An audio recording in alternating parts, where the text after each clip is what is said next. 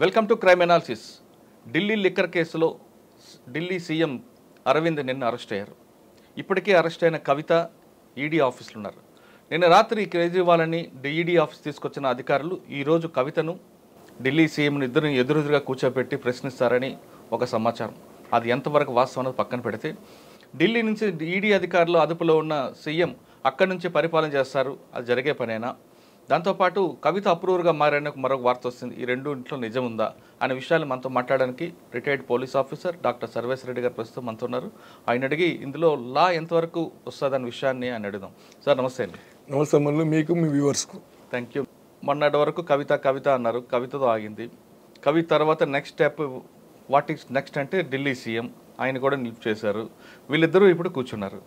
అయితే ఈ కేసులో కీలకంగా మారిన ఢిల్లీ సీఎం అరవింద్తో పాటు కవిత వీళ్ళిద్దరిని ఎదురెదురు కూర్చోబెట్టి క్రాస్ చెక్ చేస్తారా, లేదు ఎవరిది వాళ్ళు ఆల్రెడీ స్టేట్మెంట్, కవిత స్టేట్మెంట్ ఉంది కాబట్టి దాన్ని క్రాస్ చెక్ చేయడానికి అరవింద్ని పెడతారా? ఒకటి, జనరల్గా మీరు చాలామంది పోలీసు క్రిమినల్స్ చూస్తుంటారు కాబట్టి ఒక క్రిమినల్కి చెప్పిన దానికి ఉంటే కన్ఫ్రంటేషన్ ఉంటే ఎదురు పెడతారా, లేదు అదొక మెథడ్ని ఎలా యూజ్ చేస్తారు? జనరల్గా ఒక అక్యూజ్డ్ A1 A2 ఉన్నారనుకోండి, A1 వచ్చిన ఇన్ఫర్మేషన్ A2ని ఎలా కొలాబరేట్ చేస్తారు? ఎదురుగా పెట్టిన చేస్తారు.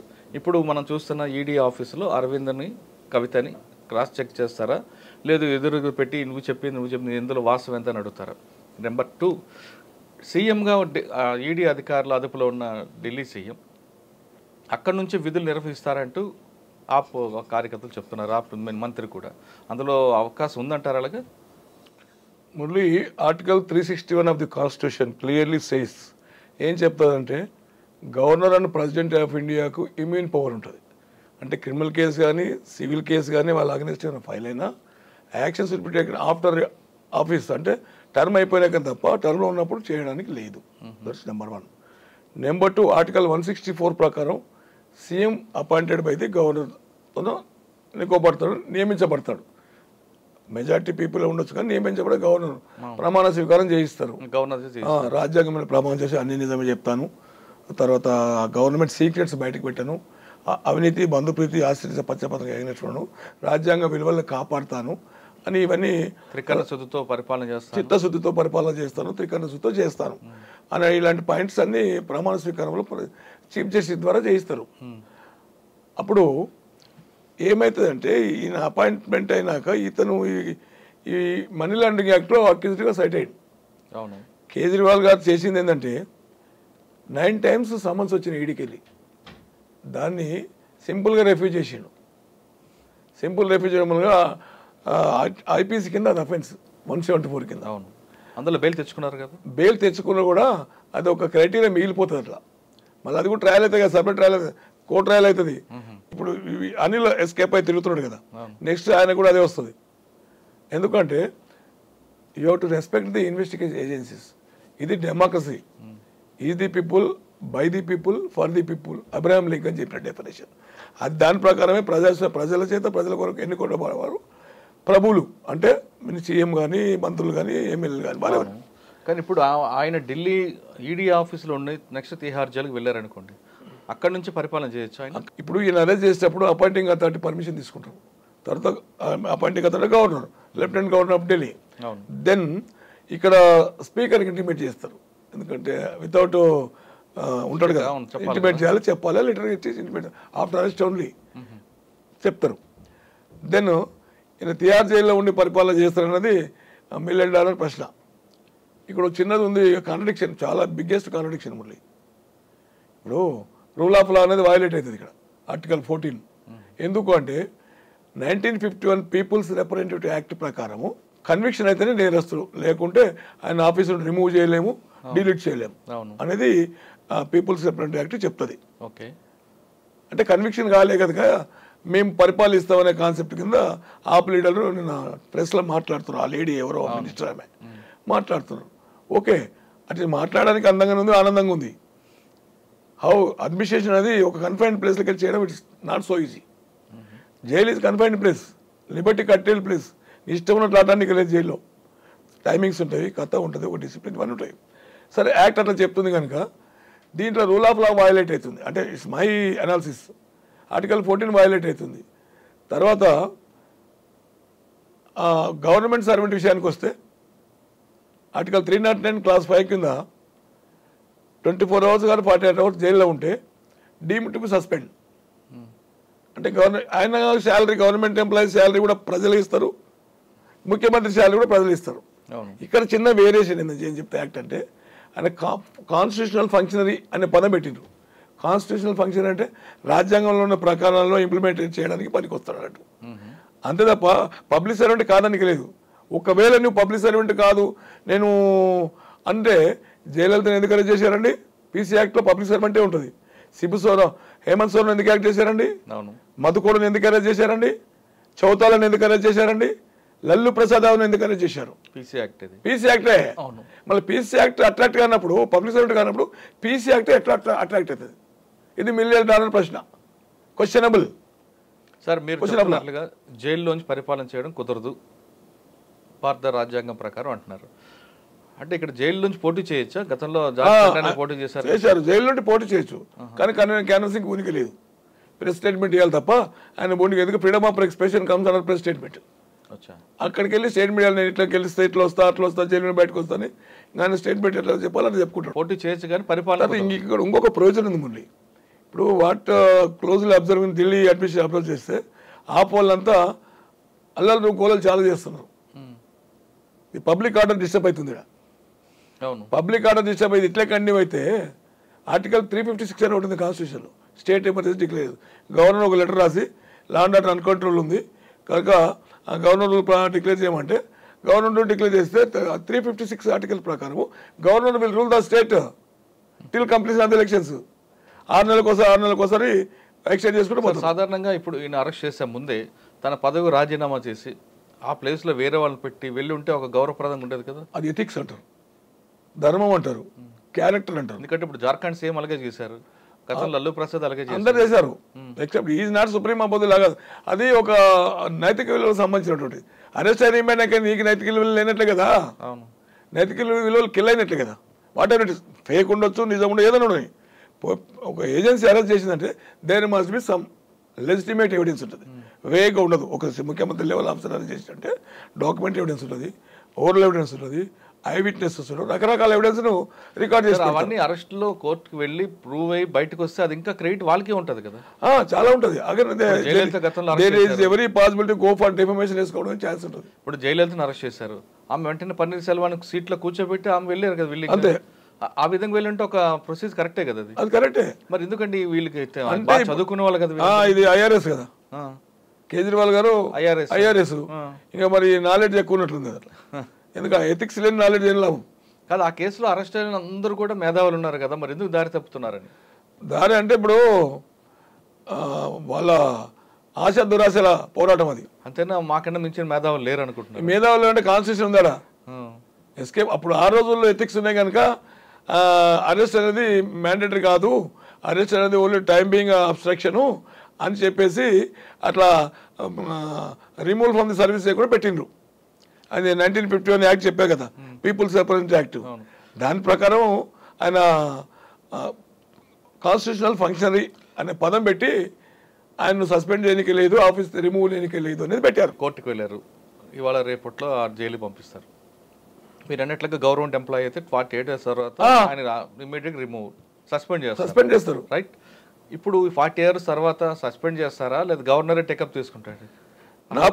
రద్దు చేస్తారు. నా ప్రిడిక్షన్ ఏంటంటే ఇల్లు అల్లర్లు గొడవలు చేస్తున్నారు కనుక law and order outbreak అయింది. To control the central forces required. అప్పుడు డైరెక్ట్ గవర్నర్ ఏం చేస్తారంటే ప్రెసిడెంట్ ఆఫ్ ఇండియాకి లెటర్ పెట్టి ఆర్టికల్ 356 కింద ఎమర్జెన్సీ డిక్లేర్ చేస్తారు. అంటే స్టేట్ ఎమర్జెన్సీ. 3 రకాల ఎమర్జెన్సీ ఉంటాయి. 352 ప్రకారం నేషనల్ ఎమర్జెన్సీ, 360 ప్రకారం ఫైనాన్షియల్ ఎమర్జెన్సీ. అవి డిఫరెంట్ సర్కమ్స్టెన్సెస్. ఇది స్టేటు ప్రెసిడెంట్ రూల్ డిక్లేర్ చేస్తారు. చేసినప్పుడు గవర్నర్ పరిపాలిస్తారు. 6 months ఒకసారి 6 months ఉంటుంది టిల్ ఎలక్షన్. ఒకవేళ ఇప్పుడు ఆ గవర్నమెంట్ రద్దు చేసిన తర్వాత అంటే గవర్నర్ గారు పరిపాలిస్తారు. అవును, అంతే కదా. ఓకే, ఆ విషయం పక్కన పెడితే ఇప్పుడు ఆల్రెడీ ఈడీ ఆఫీసర్లు కవిత ఉన్నారు. కవిత ఇప్పటికే చాలాసార్లు క్వశ్చన్ చేశారు, ఆవిడ చెప్పిన వెర్షన్ అంతా పక్కన ఉంది. ఇప్పుడు అరవింద్, వీళ్ళిద్దరిని ఏ విధంగా అండి ఒక 1 by 1 క్వశ్చన్ చేస్తారా, ఆపోజిట్లు కూర్చోబెట్టి చేస్తుంటారు? జనరల్గా మీరు చాలా కేసులు ఇంటరాక్షన్ చేసినప్పుడు కో ఎక్యూజ్డ్కి ఎలా పెడుతుంటారు? అంటే ఇప్పుడు ఇద్దరు స్టేట్మెంట్ సపరేట్ రికార్డ్ చేస్తారు. ఇప్పుడు ఇక్కడ కవిత గారు ఇప్పుడు ఇక్కడ వచ్చేసి ఈడీ కస్టడీలో ఉంది. సిసోడియా వచ్చేసి జైల్లో ఉన్నాడు, ఇతను జైలుకు పోతున్నాడు, మళ్ళీ కస్టడీ పిటిషన్ ఇస్తారు, ఆయన స్టేట్మెంట్ రికార్డ్ చేస్తారు, సిస్టర్ని పిలిపిస్తారు, నాయర్ని పిలిపిస్తారు, మెయిన్ బ్రోకర్. వీళ్ళందరూ సపరేట్ రూమ్లో కూర్చోబెట్టి అందరూ స్టేట్మెంట్ రికార్డ్ చేస్తారు, కన్ఫ్రంటేషన్ చేస్తారు. కవిత గారు మీరేమంతా రెస్పాన్సిబుల్, ఆమె ఏం తెలియదు అంటే ఇన్నోసెంట్ అని అంటే నేను ఇన్నోసెంట్ ఎందుకైతే ఆమె చెప్పి చేసినంత మాతో ఆమెకు సంబంధం, 100 కోర్స్ ఆమెకి రెస్పాన్సిబిలిటీ, మాకు ఎలాంటి తెలియదు అని ఈయనంటాడు. ఇట్లా కాన్ఫిడెంట్ చేసి ఫ్యాక్ట్స్ బయటకు తీస్తారు. ఒకరి మీద వాళ్ళు తప్పుకుంటారు కదా, కనపడకుంటే ఆ పక్కన ఉంటారు వాళ్ళు, తీసుకొచ్చి ముందర ప్రొడ్యూస్ చేస్తారు. చెప్పమ్మా ఇప్పుడు ఇంతకుముందు ఇప్పుడు చెప్పంటే నీళ్ళు నవ్వుతారు, ఆమె డిఫెక్ట్స్ అని ఈయన చెప్తాడు. అట్లా 100 కోట్స్ యాడికి వెళ్ళి వచ్చినా, అనిల్ కంపెనీలకు వెళ్ళి వచ్చినా, లేకుంటే సౌత్ గ్రూప్కి వెళ్ళి వచ్చినా, సౌత్ గ్రూప్లో ఎవరు ఇచ్చిండు, ఇండస్ట్రియలిస్ట్ ఇచ్చినా కొడుకు ఇచ్చినా, లేకపోతే శ్రీనివాస్ రెడ్డి కొడుకు ఇచ్చినా, లేకపోతే ఎట్లకెళ్ళి అరుణ్ రామచంద్ర పిల్ల పిల్ల ద్వారా పోయినా, ఇవన్నీ వస్తాయి కదా, గోవా టూరు, తిరుపతి టూర్లు ఇవన్నీ వస్తాయి అన్ని. సార్ ఇప్పుడు ఈ తరహా కేసు ఎప్పుడైనా మీరు లాండ్ ఆర్డర్లో చూసారా మీరు పనిచేసిన టైంలో? ఎందుకు చాలా కేసెస్ ఉంటాయి, మేము మర్డర్ కేసెస్ డీల్ చేస్తాం కదా, లాట్ ఆఫ్ ఎవిడెన్స్ మేము రికార్డ్ చేస్తాం. మంచి కేసు ఒకటి చేశారు కదా, రామమూర్తి అని కేసు. అవును, అందులో ఇలా చాలా మంది ఎక్యూజులు ఇన్వాల్వ్ అయ్యారు. అవును, అందులో పోలీస్ ఆఫీసర్ కూడా ఉన్నారు. పోలీస్ ఆఫీసర్ ఉండడు.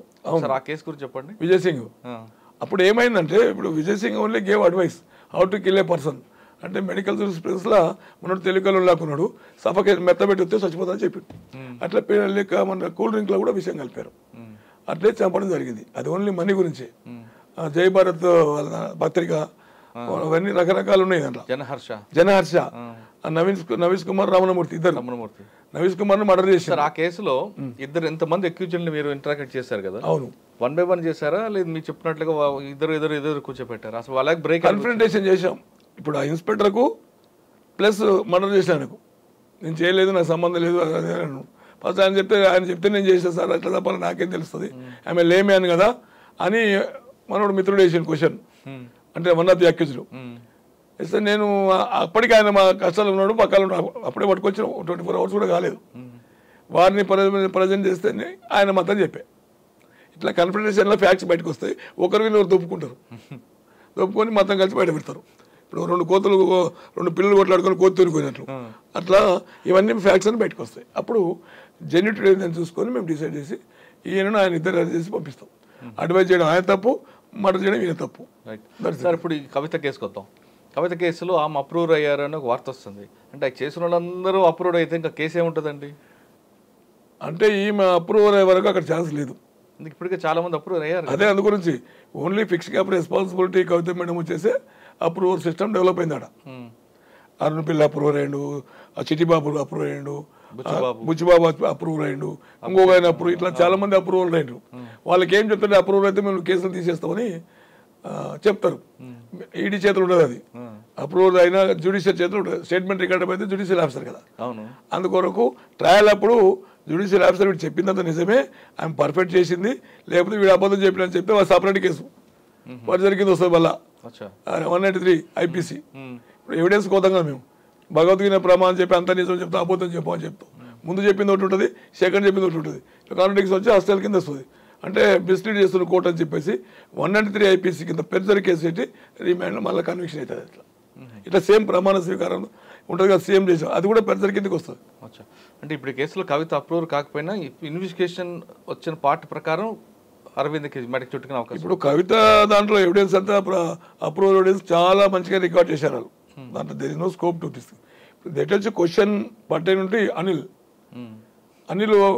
మన ఈ కనపడతలేడు కదా, అది తీసుకొని వస్తాను రాలేదు, మళ్ళీ అది సపరేట్ పెడతారు. ఢిల్లీలో ఉన్నారట, ఢిల్లీలో ఉన్నాడు కానీ సిబిఐ ఈడీ ఆఫీస్కి రాలే కదా. ఫస్ట్ 2 రోజులు తిరిగిండు, మనం అట్లకెళ్ళి తిరిగితే చూసినట్లు ఓటు పంపించారు, మళ్ళీ గాయపోయాడు. మళ్ళీ గాయం చెప్పేది ఇప్పుడు ఏంది వచ్చేది ఏంటంటే ఈ 100 crores ఇక్కడికి వెళ్ళి వచ్చిన అనేది ప్రధాన సమస్య. అవి ఒక వాదన ఏంటంటే, ఒక సమాచారం ఏంటంటే అభిజ్ఞాన వర్గాల బొగట్ట. అది ఏముందంటే అది మొత్తం మీ కంపెనీలోకి వెళ్ళిపోయినాయి, అనిల్ కంపెనీలోకి వెళ్ళిపోయినాయి అనేది, అది they are going to establish, పక్క ఫిక్స్ అయితే. వచ్చిన డబ్బులు అన్నీ కూడా బేగంపేట ఎయిర్పోర్ట్ నుండి ఫ్లైట్లో స్పెషల్ ఫ్లైట్లో వెళ్ళినాయి. స్పెషల్ ఫ్లైట్లు అప్పుడు ఆయన ఉందే కదా, ఎవరు ఆయన ఫ్లైట్, ఆ ఫ్లైట్లో వెళ్ళినాయి. అందు గురించి అవన్నీ డబ్బులన్నీ మన అనిల్ గారు అనేది ఒక సమాచారం, వాదన. అంటే అదొక్కటే వస్తుంది అంటారా, లేదా గతంలో అనిల్ మీద ఉన్న పాత కేసుల్లో కానీ లేదా అనిల్ వ్యాపారంలో వచ్చిన కొత్త విషయాలను బయటకు వచ్చే అవకాశం ఉంటుంది? అప్పుడు ల్యాండ్స్ ఉంటాయి కదా, ల్యాండ్స్ కొన్నారు, విపరీత ల్యాండ్స్ కొన్నారు. ఏదన్నా సమాచారం ఏంటంటే 1000 ఎకరాలు ఉన్నదని ఒక సమాచారం. ఆ కొన్న ల్యాండ్స్ ఏవైతున్నావో సోర్స్ ఆఫ్ ఇన్కమ్ చూపించాల్సి వస్తుంది. అందుకొరే కదా ఒక ఆమె ₹1 కూడా డిటెక్ట్ చేయలేదు. ఢిల్లీలో నేను 2 సంవత్సరాలు చేస్తున్న ఇన్వెస్టిగేషన్. అంటే 10,000 పేజీల ఛార్జ్షీట్ సిబిఐలో వేసిండ్రు, 2-3,000 పేజీల ఛార్జ్షీట్ ఈడీఓలో వేసిండ్రు. దీంట్లో ఇంకో ప్రొవిజన్ ఉంటుంది, సప్లిమెంటరీ ఛార్జ్షీట్ అని ఐపీసీ సిఆర్పిసి ప్రొవిజన్ 178 కింద ఉంటుంది. 8-10 ఛార్జ్షీట్ కూడా వేయచ్చు. ఛార్జ్షీట్ వేసినప్పుడు ఒక లాస్ట్లో ఒక లైన్ రాస్తారు, any further information come forth the supplementary chargesheet will be filed అని ఒకటి రాసి ఇట్లా తొలగిస్తారు. ఇంకా దొరికిన దానికి కింద అమ్ముతారు. కానీ సప్లిమెంట్ ఛార్జ్షీట్ వేయడం పట్ల కూడా కోర్టు తప్పట్టింది. అంటే ఎక్యూజ్డ్ని, అంటే నిందితుడిగా ఉన్న వ్యక్తిని జైలు పాలు చేయడానికే ఏజెన్సీస్ ఈ విధంగా సప్లిమెంటరీ ఛార్జ్షీట్లు వేస్తుంటాయని. అది సిఆర్పిసి చేసండి, మ్యాండేటరీ ప్రొవిజన్, అది చేసుకోవచ్చు. చేయవద్దని ఎక్కడ లేదు కదా. బెయిల్ రాకుండా ఉంటుంది కదా 90 రోజులు దాటి. అంటే గ్యాప్ పెడతారు కదా. ఇంకోరు ఉన్నారు, వాడు దొరకడు, 2 నెలలు దొరకడు. వాడు దొరికితే ఎవిడెన్స్ డ్యామేజ్ అవుతుంది, లేకుంటే ఎవిడెన్స్ ప్రూవ్ అవుతుంది. 34 ఐపీసీ అలా నడుస్తుంటారు. 34 కామన్ చేసారు, అట్లా నడుస్తూనే ఉంటుంది. మరి ఇప్పుడు వీళ్ళంతా పెద్దోళ్ళు కదా, law knowing personalities, well background personalities, సమాజంలో పరువు ప్రతిష్టలు ఉన్నోళ్ళు కదా పెద్దోళ్ళు. ఆ పెద్దోళ్ళకి ఇట్లే ఉంటాయి, సెక్షన్లన్నీ ఇట్లే ఉంటాయి. ఎవరికైనా కూడా లా. నేను అనేది ఏంటంటే పబ్లిక్ సర్వెంట్ అనేది అప్లికబుల్ కాదని చెప్తుంది అక్కడ మెయిన్ నా అంబిగ్విటీ. కాన్స్టిట్యూషనల్ ఫీచర్ యాడ్ అయినా చేయాలి, అమెండ్ అయినా చేయాలి, లేదంటే 346 ఆర్టికల్ అయినా చేయాల్సి వస్తుంది. అందుకొరకు ఒకరికో రూల్ ఒకరికో రూల్ ఉండదు కదా. రూల్ ఆఫ్ లా అనేది ఆర్టికల్ 14కు ఎంజరీ అవుతుంది కదా. ఇక్కడ ఇక్కడ పర్జరీ ఉంటుంది, ఆర్టికల్ 14 ఎంజరీ కూడా అవుతుంది. సరే, రేపటికి కవితది కస్టడీ ముగుస్తుంది.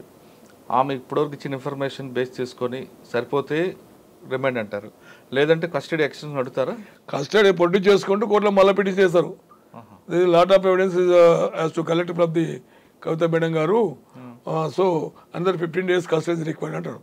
15 days పెడితే 10 రోజులు ఇస్తారు అంతే. అడిగినంత ఇవ్వకూడదు అనే కాన్సెప్ట్ కింద మరి ఏం తెలియదు నాకు. 10 రోజులు 7 రోజులు మళ్ళీ ఇస్తారు. ఇచ్చినప్పుడు మళ్ళీ చేస్తారు. చేసిన తర్వాత మళ్ళీ సిసోడిని తీసుకురావాలి.